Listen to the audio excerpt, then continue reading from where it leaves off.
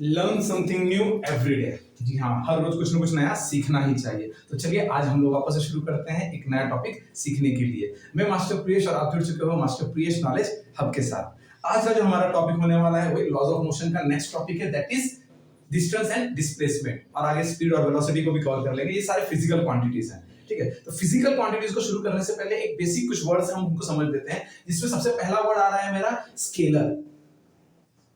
The word is scalar.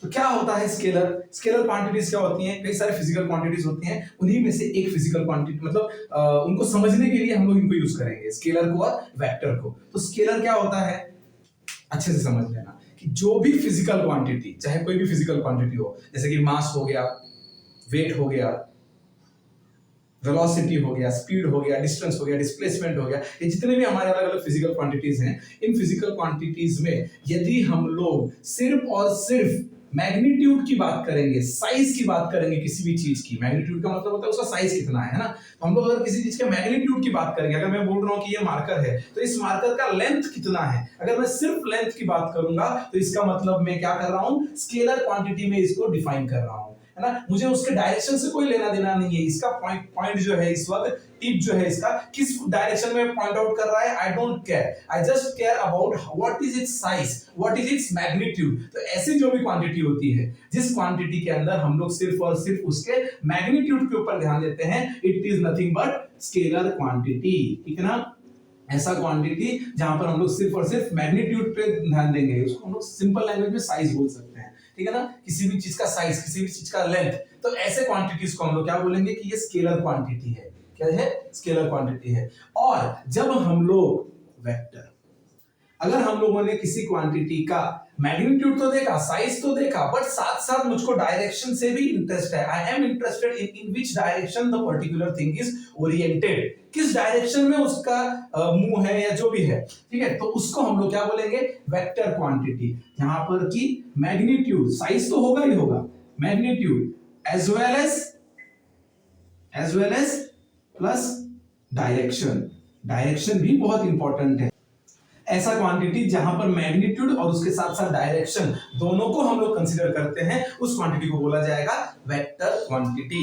Is it clear? अच्छे से समझ लो। अच्छा, scalar quantity it will always be in one dimension only. ये one dimension quantity होती है ना। जैसे कि आप किसी भी चीज का जब डायरेक्शन से लेना ही देना नहीं है, तो आप किसी भी ओरिएंटेशन कैसा भी होने दो। यहाँ पर अगर मैंने किसी चीज का ये समझ लो कि ये एक लाइन बना रखा है, इसको मुझे गिनना है ना। और मैं अगर इसका सिर्फ मुझे लेंथ गिनना है, I only am interested into its length, तो जब मुझे लेंथ गिनना है तो मैं यहां से यहां तक इसको कर लूंगा, मेजर हो गया। अब ये इस तरीके से हो या फिर ये इस तरीके से हो, I am not interested in the direction, I am only interested in the length. तो इसीलिए इसको मैं क्या बोलूंगा कि वन डायरेक्शनल। किसी भी डायमेंशन में आप इसको कर लो, ये वन डायमेंशनल ही रहेगा। It will always give you result. जैसा भी लेंथ है, लेंथ कैसे हम लोग बताते हैं, इन मीटर या फिर इन सेंटीमीटर, करेक्ट है क्या? तो ये सब क्या है, ये सब उसका वन डायमेंशन दिखा रहा है कि ये वन डायमेंशन में ही है। किसी भी एक, अब डायमेंशंस की सर आप डायमेंशंस क्या बता रहे हो, क्या होते हैं डायमेंशन? हम लोग किसी भी चीज को गिनते हैं तो उनके हमारे पास में 3 अवेलेबल डायमेंशंस है ना। अगर मैंने सिर्फ समझ लो कि इस तरीके से कोई चीज गिन लिया, ये लेंथ हो गया मान लो, है ना, हाइट, और ये उसका ब्रेथ, तो ये हमारे 3 डायमेंशंस हम लोग किसी भी चीज की गिनते हैं। विड्थ हो गया वो, है ना, 3 डायमेंशंस में होता है। अगर हम लोग लिखते हैं तो x, इसको y और इसको z, ऐसे 3 डायमेंशंस में करते हैं। तो जहां पर हमको सिर्फ और सिर्फ स्केलर क्वांटिटी है, मतलब सिर्फ मैग्नीट्यूड देखना है, तो चाहे आप इसका देखो, चाहे आप इसका देखो या इसका देखो, किसी का भी देखो, आप सिर्फ और सिर्फ क्या देखोगे कि उसका साइज कितना है, उसका लेंथ कितना है। और इसीलिए हम लोग उसको क्या बोलते हैं कि it is a one dimensional magnitude. और ये कैसा है, one dimensional, only 1D, one dimensional quantity है। It is a one dimensional quantity. वहीं पर जब मैं वेक्टर की बात करता हूं, जो कि मैग्नीट्यूड और डायरेक्शन दोनों पे डिपेंड करता है, मैग्नीट्यूड और डायरेक्शन दोनों पे डिपेंड करता है। मतलब अगर मेरे को इसका वेक्टर क्वांटिटी बताना है, तो इसके लिए मुझे इसका मैग्नीट्यूड कितना साइज ये तो बताना ही पड़ेगा, साथ में ये किस डायरेक्शन में जा रहा है ये भी बताना पड़ेगा। और इसीलिए हमारा vector quantity it can B one dimensional. इसके लिए अगर सिर्फ बात करूंगा तो वन डायमेंशनल हो जाएगा। इट कैन बी 2 डायमेंशनल, अगर मैंने इसके और साथ साथ इसके लिए भी बात किया तो इसका भी साइड आपको डायरेक्शन बता रहा हूं, इसका भी डायरेक्शन बता रहा हूं, साथ में उनका मैग्नीट्यूड भी बता रहा हूं, तो ये हो जाएगा 2 डायमेंशनल। और अगर मैंने इसके लिए भी कर लिया then it will be 3 dimensional. इसीलिए हमारा vector quantity it can be 1 dimensional, 2 dimensional और 3 dimensional. Scalar quantity will only be in one dimension. ठीक है, मुझे लगता है ये पॉइंट आप लोग का क्लियर हो चुका होगा, है ना। चलो तो अब हम क्या करेंगे, अब जो हमारे पास physical quantity, actual physical quantity हम लोग को दिए गए हैं मोशन से रिलेटेड, अब हम उनको पढ़ेंगे। ठीक है, उसके लिए ये हमको लगने वाला था, इसलिए मैंने इसको पढ़ा दिया आपको। एंड आई होप कि आपको क्लियर होगा कि स्केलर क्या होता है और वेक्टर क्या होता है। मैथ्स में आपको काफी डिटेल में दिया गया है स्केलर वेक्टर, ये हमारे लिए जितना इंपॉर्टेंट था हमने उतना समझ लिया। ठीक है, अच्छा तो अब हमारा जो नेक्स्ट टॉपिक है, नेक्स्ट टॉपिक क्या दे रखा है हमारा, डिस्टेंस एंड डिस्प्लेसमेंट। तो सबसे पहले हम क्या करेंगे, डिस्टेंस को समझ लेंगे कि सर डिस्टेंस क्या होता है। Okay, distance and displacement is our next topic. तो डिस्टेंस क्या होता है सर, आपने अगर कोई भी एक पर्टिकुलर पाथ ट्रेवल किया हुआ होगा तो उसको आप डिस्टेंस बोल दोगे, सही है क्या? जी हाँ, है ना। अगर ये कोई एक ऑब्जेक्ट है जो कि ए इधर है, ए पॉइंट पर है, ये ए पॉइंट से लेकर के बी पॉइंट तक जाता है, बी पॉइंट कहीं पर भी होने दो irrespective of its direction, B point कहीं पर भी होने दो irrespective of its direction, direction से कोई लेना देना नहीं, वो कहीं पर भी है। अगर ये ए पॉइंट ए से लेकर के बी तक पहुंच गया, बी तक पहुंच रहा है, तो बस इसी को हम लोग क्या बोलेंगे कि इसने यहां से यहां तक इतना डिस्टेंस ट्रेवल किया है। तो डिस्टेंस के लिए हम लोग डेफिनेशन अगर हम लोग को देना होगा, डिस्टेंस का डेफिनेशन कैसे देंगे? Distance is the length of actual path travel by a body in motion from point 1 to B, other from point A to B या फिर फ्रॉम पॉइंट 1 टू अनदर। क्या है distance? Distance is the length of actual path travel from position 1 to another. हम कितनी दूरी हमने तय की हुई है, हम लोग कितना दूर गए हुए हैं, irrespective of the direction, direction से कोई लेना देना नहीं है, बस हम लोग कितना दूर गए हुए हैं उसको हम बोलते हैं क्या? Distance. It is a scalar quantity. क्या है? Distance is a scalar quantity. क्यों बोल रहा हूं स्केलर क्वांटिटी? क्योंकि हमको वहां पे डायरेक्शन से कोई लेना देना नहीं है, बस हमारा जो ए जो पॉइंट है, जो समझ लो कि ए पे मैं खड़ा था पहले और अब मैं बी पे चला गया हूं, तो ए से बी तक अगर मैं जा रहा हूं तो मैंने एक्चुअल कितना पार्ट ट्रेवल किया है उसको हम लोग बोलेंगे distance. What is distance? Distance is the length of actual path traveled by a body in motion from position 1 to another. It is a scalar quantity. समझ में आ गया? पक्का? Very good. अब दूसरा वाला पॉइंट हमारा, that is displacement. Displacement. Displacement क्या होता है? What do you mean by displacement? Displacement का मतलब होता है, अब यहाँ पर हम लोग एक काम करेंगे कि हम लोग सिर्फ दो ही पॉइंट्स को रखेंगे। ठीक है, डिस्प्लेसमेंट के लिए हम लोग दो ही पॉइंट को रखेंगे। डिस्प्लेसमेंट का मतलब होता है, यहाँ पर भी it is also like distance only, but यहाँ पर एक छोटा सा डिफरेंस क्या आ जाएगा कि हम लोग डायरेक्शन को भी इंपॉर्टेंस देंगे और उसके साथ साथ we are interested in the shortest possible distance. ठीक है ना, मान लो कि ये आपका ए पॉइंट है जहां पर अभी आप हो और ये आपका बी पॉइंट है, आपको यहां पर जाना है। आपको जाने के लिए कई सारे रास्ते हैं, आप ऐसे भी जा सकते हो, है ना, आप ऐसे ऐसे ऐसे मस्त घूम घूम के अलग अलग दोस्तों के घर से होकर के भी जा सकते हो, और आप सीधा सीधा, सीधी बात नो बकवास, है ना, सीधा सीधा भी जा सकते हो, आपकी मर्जी। You have this 3 different directions to go on. Correct है क्या?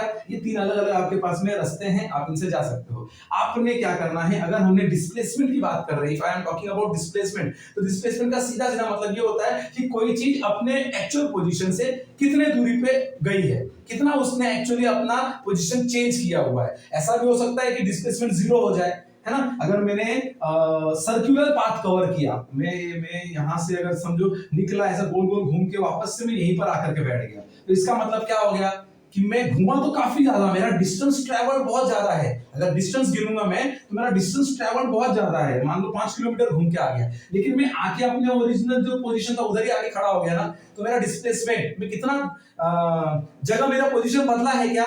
मेरा पोजीशन नहीं बदला है। तो ऐसे टाइम पे डिस्प्लेसमेंट मेरा क्या हो जाएगा? 0 हो जाएगा। डिस्प्लेसमेंट मेरा क्या हो जाएगा?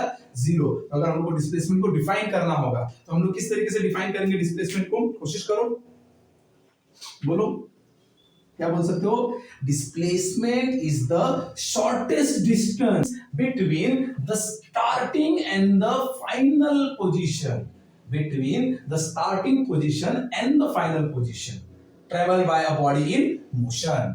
कोई भी बॉडी जो कि मोशन में है, उसने स्टार्टिंग पोजीशन से फाइनल पोजीशन तक जो सबसे छोटा डिस्टेंस है उसको हम लोग क्या बोलेंगे? उसको हम लोग बोलेंगे उसका displacement. And displacement is a vector quantity. Displacement क्या है?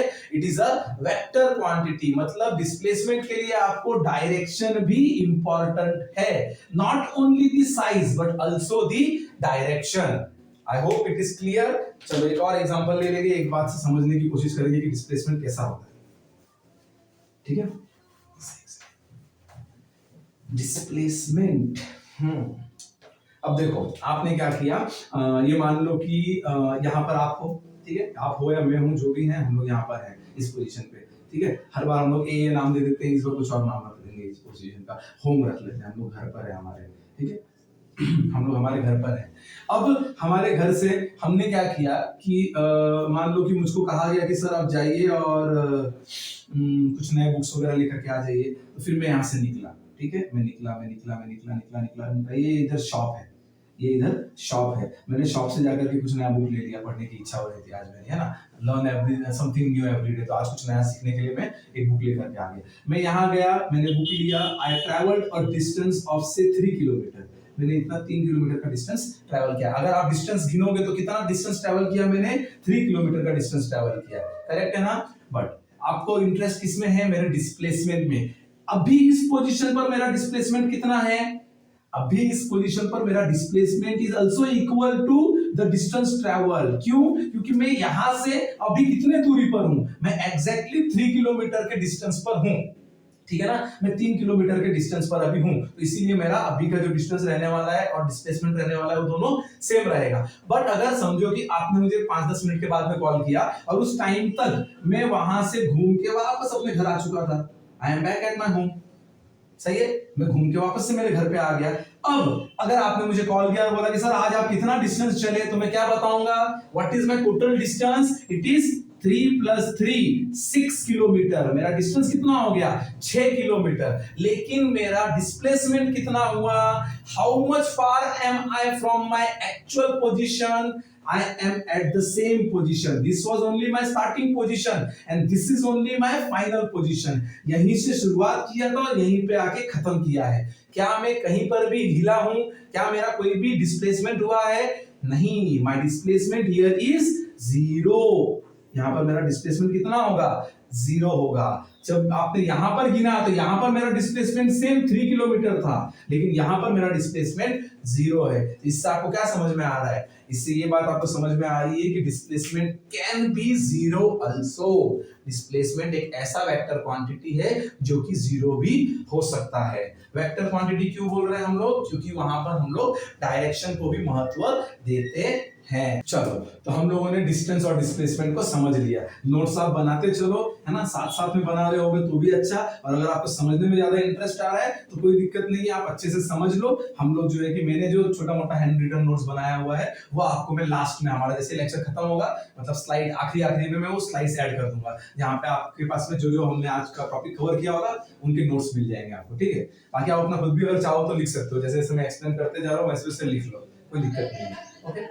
सो हम लोगों ने डिस्टेंस और डिस्प्लेसमेंट को कवर कर लिया। स्केलर क्वांटिटी क्या होता है, वेक्टर क्वांटिटी क्या होता है, ये भी हम लोग जान चुके हैं। अभी हम लोग एक और ले लेते हैं टॉपिक जिसका नाम है स्पीड एंड वेलोसिटी, है ना, स्पीड एंड वेलोसिटी। तो उसमें हम लोग सबसे पहले देख लेते हैं क्या, स्पीड एंड वेलोसिटी हमको देखना है। तो सबसे पहले हम लोग देखेंगे स्पीड क्या होता है। स्पीड को आप किस तरीके से डिफाइन करोगे, है ना। तो स्पीड क्या है? It is nothing but, speed को हम लोग किस तरीके से डिफाइन कर सकते हैं? The rate of change of distance with respect to time. क्या बोलेंगे हम लोग? Speed is what? The rate of change of distance with respect to time. बस यही होता है हमारा स्पीड। मतलब कैसे आ जाएगा, अगर मेरे को उसको लिखना है तो इस तरीके से लिख सकता हूं मैं, speed is equal to what? Rate of change of distance, मतलब कितनी रफ्तार से चेंज हो रहा है विद रिस्पेक्ट टू टाइम। एकदम सिंपलेस्ट डेफिनेशन उसका क्या होगा? How fast the thing is moving. कोई चीज कितनी तेजी से मूव कर रही है, उसी को हम लोग बोलते हैं स्पीड, है ना। And it is a scalar quantity. Speed कैसा है? It is a scalar quantity. It is irrespective of the direction. Direction से कोई लेना देना नहीं है, लेना देना सिर्फ इससे है कि आपकी तेजी कितनी है, आपका रफ्तार कितना है, आप कितने तेजी से जा रहे हो, उसको हम लोग बोलते हैं स्पीड, है ना। आपने कितना डिस्टेंस ट्रैवल किया, कितने समय में किया विद रिस्पेक्ट टू टाइम। अगर समझ लो कि आप 100 मीटर जा रहे हो 5 सेकंड में और बाद में आप गए 500 मीटर चले गए सेम 5 सेकंड में या 10 सेकंड में, तो यहाँ पे आपको क्या समझ में आ रहा है कि कम समय में ज्यादा डिस्टेंस जा रहे हो तो आपका स्पीड बढ़ गया, है ना। Speed is inversely proportional to time, जितना कम टाइम उतना ज्यादा स्पीड, जितना ज्यादा टाइम उतना कम स्पीड, करेक्ट है क्या? Yes, and it is directly proportional to distance, ठीक है। ओके, जितना ज्यादा स्पीड रहेगा उतना ज्यादा डिस्टेंस ट्रैवल करोगे, जितना कम स्पीड रहेगा उतना कम डिस्टेंस ट्रैवल करोगे, ठीक है। स्पीड को हम लोग डिनोट करते हैं u या फिर v से, u या फिर v से। u यानी इनिशियल, v यानी फाइनल। u अगर आप कब यूज करोगे, जब आपको किसी चीज का इनिशियल शुरुआती स्पीड मालूम पड़ जाएगा तो आप उसको इनिशियल बोल के u से दिखाओगे, और किसी चीज का आपको फाइनल स्पीड पता चल जाएगा, है ना, अंत में कितना हो रहा है, तो आप उसको v से दिखाओगे। u से इनिशियल स्पीड, v से final speed. And what is the definition of speed? The speed को हम लोग किस तरीके से डिफाइन करेंगे? Speed is nothing but what? Speed is nothing but what? It is the rate of change of distance with respect to time. इसी तरीके से हम लोग उसको डिफाइन करेंगे स्पीड को, ठीक है ना। अच्छा, अब जब हम लोग स्पीड देख ही रहे हैं तो हम लोग क्या देख सकते हैं, कुछ स्पीड सबसे पहले ये इस तरीके से स्पीड को किसने डिफाइन किया, किसने बताया हमको? He was scientist, जिनका नाम क्या था? गैलीलियो, गैलीलियो, है ना, ये इटालियन साइंटिस्ट थे। इन्होंने हमको इस तरीके से स्पीड को मेजर करना सिखाया था। और फिर हमारे पास में कुछ यूनिवर्सल ट्रूथ हैं जो कि कभी चेंज नहीं होते हैं, हम लोग उनको भी देख लेते हैं। Speed of sound, speed of sound कितना होता है? It is 343.2 metre per second, है ना, इतना, ये इतनी तेजी से आपका साउंड ट्रेवल करता है। Okay, and then speed of light, speed of light, ये भी यूनिवर्सल ट्रूथ है। इसका मतलब क्या, ये कभी चेंज नहीं है, इसी तरीके से रहने वाला है हमेशा, आप कहीं पर भी देख लो। स्पीड ऑफ लाइट कितना रहेगा आपका? 3 × 10⁸ मीटर पर सेकेंड, ठीक है। ये हमारा यूनिवर्सल ट्रूथ है। किसने लाया था ये हमारे को स्पीड इस तरीके से, distance upon time? Galileo sir लेकर के आए थे। ओके, सही है ना। स्पीड यहाँ पर हम लोग को डायरेक्शन से कोई लेना देना नहीं है, आप किस डायरेक्शन में जा रहे हो कोई लेना देना नहीं है, आप जा कितने स्पीड से रहे हो, आपका रफ्तार कितना है, आप कितने फास्ट जा रहे हो, उससे लेना देना है। इसीलिए speed is a scalar quantity. इसके अंदर, हाँ, इसके अंदर हम लोग और क्या देखेंगे कि इसको सर यूनिट क्या रहेगा, किस यूनिट में हम लोग मेजर करेंगे स्पीड को, हम लोग किस यूनिट में मेजर करेंगे। तो स्पीड का यूनिट क्या है? Distance upon time. डिस्टेंस किस में गिना जाता है? मीटर्स में गिना जाता है, और टाइम किस में गिना जाता है? सेकंड्स में गिना जाता है ना, मिनिमम पॉसिबल। ये हमारा जो एसआई यूनिट है। अब बोलोगे सर एसआई यूनिट मतलब क्या? एसआई यूनिट मतलब international system of unit. Sir आपने उल्टा लिख दिया, आईएस की जगह पे एसआई।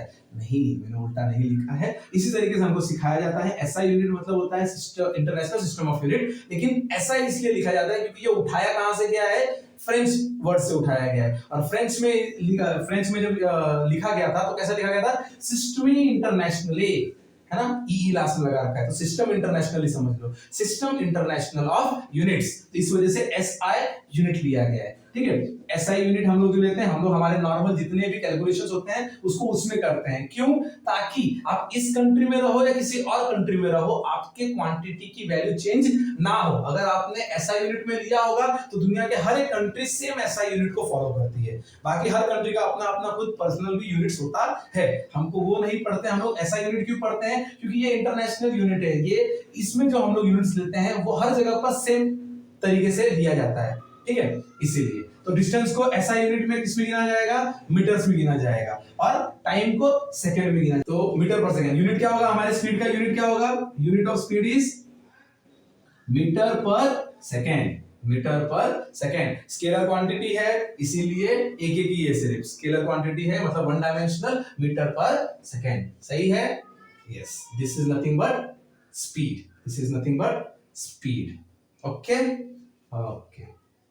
और अगर हम लोगों को स्पीड के बाद में हमारा आ जाता है वेलोसिटी। स्पीड के बाद में क्या आ जाता है? वेलोसिटी। नेक्स्ट टॉपिक जो हमारा होगा दैट इज वेलोसिटी। देख लेते हैं वेलोसिटी क्या होता है, बताओ। थोड़ा बहुत आइडिया लग रहा होगा। जैसे डिस्टेंस और डिस्प्लेसमेंट था, वैसे ही स्पीड और वेलोसिटी है। इसका मतलब क्या? जी हाँ, वेलोसिटी के अंदर डायरेक्शन को कंसीडर किया जाएगा। तो मतलब डिस्टेंस में अगर मैंने डायरेक्शन कंसीडर कर लिया तो क्या बन जाता है? डिस्प्लेसमेंट। तो उसी तरीके से अगर मेरे को वेलोसिटी लिखना है तो वेलोसिटी को मैं कैसे लिखूंगा? Velocity is nothing but the rate of change of displacement with respect to time. Time के रिस्पेक्ट में कितना डिस्प्लेसमेंट बदला है। डिस्प्लेसमेंट का मतलब क्या है कि distance with a direction, correct है ना। तो वेलोसिटी में डायरेक्शन आएगा, और जब डायरेक्शन आएगा तो आपका वेलोसिटी क्या बन जाएगा, एक वेक्टर क्वांटिटी बन जाएगा। यहां पर हम लोग क्या लिखेंगे, डिस्टेंस की जगह पर लिखेंगे डिस्प्लेसमेंट। डिस्प्लेसमेंट है ना, displacement upon time, this is nothing but what, velocity. Velocity क्या है, कितना डिस्प्लेसमेंट हुआ है upon time, that is nothing but your velocity, and velocity is again denoted by either small u और स्मॉल v, है ना। तो ये क्या दिखाता है हमको, इनिशियल वेलोसिटी। कोई चीज अगर शुरू हो रही है तो उसकी वेलोसिटी इनिशियल कितना था और फिर फाइनल वेलोसिटी कितना होता है ना। अगर समझ लो कि एक बॉल है, मैं ऐसे फेंक रहा हूं जोर से मेरे हाथ से, तो मैं फेंकने के समय पे मैंने प्रेशर अपना फोर्स अप्लाई किया है, तो मैं जब जोर से फेंकूंगा तो हो सकता है उसका स्पीड कुछ हो, है ना, 20 किलोमीटर पर आवर, ऐसा कुछ कोई एक एक्सप्रेस स्पीड से जाएगा वो, और जब वो कहीं अपने डेस्टिनेशन पे पहुंचेगा तो वहां पर पहुंचते ही क्या हो जाएगा, जीरो हो जाएगा। अगर मैंने ऊपर से फेंका वो नीचे पहुंच गया, जीरो, रुक गया, वहां पर हो जाती, गिर के रुक गया तुरंत, तो फाइनल वेलोसिटी उसकी जीरो हो जाएगी और इनिशियल वेलोसिटी उसकी 20 किलोमीटर पर आवर हो जाएगी। तो इस हिसाब से हम लोग फाइनल और इनिशियल के लिए u और v को यूज करते हैं। वेलोसिटी का डेफिनेशन कैसा आएगा, it is the rate of change of displacement with respect to time. इनका भी यूनिट क्या होगा, same, metre per second, metre per second, सही है। वेलोसिटी दिखाएंगे क्योंकि वो डिस्प्लेसमेंट के साथ में, मतलब उसके अंदर डायरेक्शन है, तो हम लोग यहाँ पर क्या कर सकते हैं, इस तरीके से बार दिखा सकते हैं। हालांकि अभी हम लोग जब बड़े क्लासेस में जाते हैं और प्रैक्टिस करने लगते हैं तो हम लोग बार नहीं दिखाते हर बार, इसीलिए मैं भी यहाँ पर इसको भूल गया था, बट कोई इश्यू नहीं है। वेलोसिटी में आप जब दिखा रहे हो, क्योंकि आप दिखा रहे हो कि velocity is a vector quantity, it is considered with respect to the direction, तो इसीलिए इसके ऊपर आपको ये बार दिखाना है ना। ये एरो एक बार का काम कर रहा है, जैसे बता रहा है कि हाँ भाई मैं एक वेक्टर क्वांटिटी हूँ, I am a vector quantity, सही है। ओके, तो हम लोगों ने वेलोसिटी भी देख